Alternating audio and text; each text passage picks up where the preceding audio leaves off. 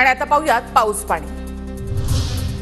Koyna धरणामधून 10,000 cusec पाण्याचा विसर्ग सुरू। धरणाचे 6 दरवाजे उघडले। नदीकाठच्या गावांना सतर्कतेचा इशारा। भंडारदरा धरण परिसरामध्ये जोरदार पाऊस। पर्यटकांचं आकर्षण असलेला रंधा धबधब्याचं रौद्र रूप समोर। धरणातील पाणी साठ्यामध्ये झपाट्यानं वाढ।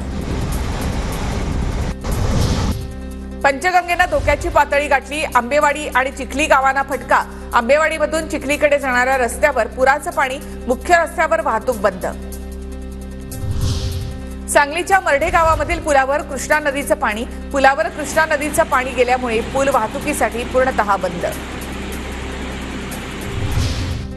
अहमदनगरच्या भंडारदरा धरण परिसरामध्ये तुफान पाऊस। भंडारदरा धरणाचा पाणीसाठा 75%वर। रंधा धबधब्यानं धरणात रौद्र रूप धारण केलंय। रायगडमध्ये पावसाचा जोर कायम। सावित्री, कुंडलिका, अंबा नद्यांनी इशारा पातळी ओलांडली। महाड, नागोठणे, रोह्याला पुराचा धोका। अहमदनगर, अकोले तालुक्यामध्ये मुसळधार पाऊस। मुळा धरणामध्ये 30,000 क्युसेक पाण्याची आवक सुरू। पाणीसाठ्यामध्ये झपाट्यानं वाढ। नांदेडचा विष्णुपुरी प्रकल्प 80% भरला।